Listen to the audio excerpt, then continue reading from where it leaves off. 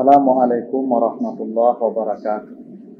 Alhamdulillahil ahadis samad, lam yalid wa lam yulad wa lam yakun lahu kufuwan ahad. Allahumma salli ala Muhammad afsahi manatika biddad wa alihi wa ashabihi ila yaumil wa'ad, amma ba'd.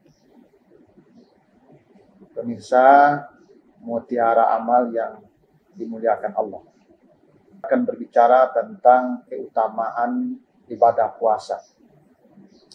Perintah puasa ini disebutkan Allah di surah Al-Baqarah ayat 183 yang ayatnya sudah sering kita baca dan mungkin hampir semua orang Islam itu hafal.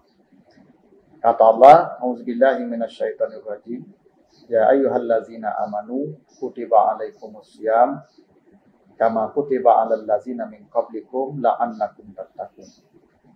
Mari kita lihat beberapa keindahan redaksi yang Allah sampaikan terkait dengan perintah puasa ini.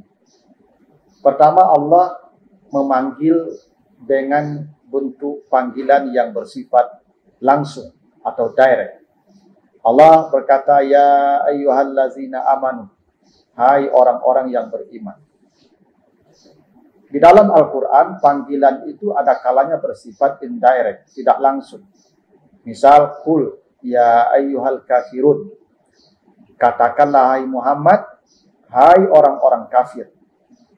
Allah tidak memanggil langsung orang-orang kafir, tetapi Allah panggil Nabi Muhammad agar Nabi Muhammad memanggil orang-orang kafir itu. Maka panggilan itu bersifat tidak langsung.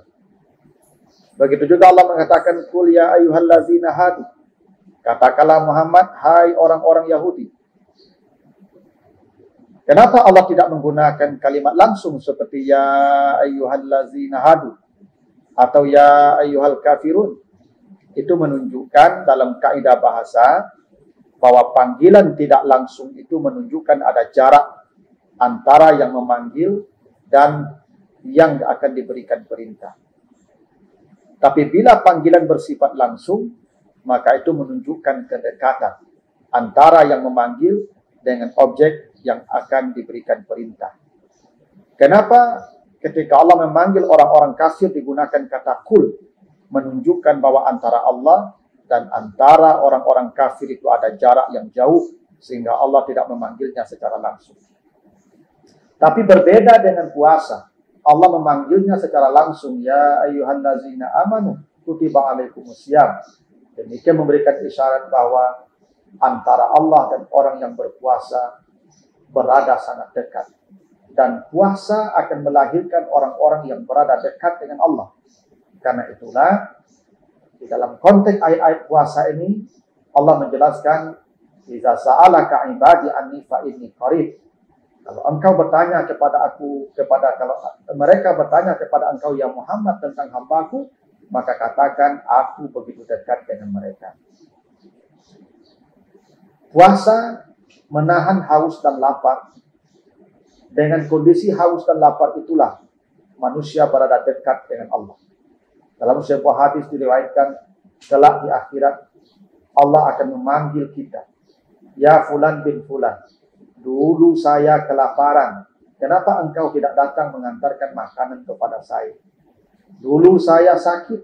Kenapa engkau tidak datang menjenguk saya? Maka kita akan bertanya kepada Tuhan, ya Rabb, engkau Tuhan, bagaimana engkau lapar, bagaimana engkau sakit? Apa jawaban Allah ketika itu? Dulu ada tetanggamu yang sedang kelaparan, dan engkau tidak datang mengantarkan makanan kepadanya. Andai engkau datang mengantarkan makanan kepadanya, niscaya engkau akan mendapatkan aku sedang bersamanya. Dulu ada saudaramu yang sakit, dan engkau tidak datang menjenguknya. Andai engkau datang menjenguknya, niscaya engkau akan mendapatkan aku bersamanya. Itu artinya bahwa ibadah puasa mengantarkan manusia kepada kedekatan dengan Allah, karena Allah bersama orang yang sedang kelaparan.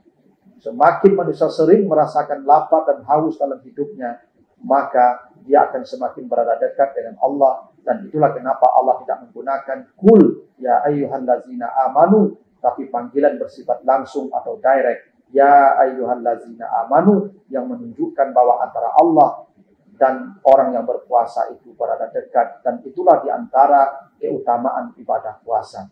Demikian, semoga ada manfaatnya. Assalamualaikum warahmatullahi wabarakatuh.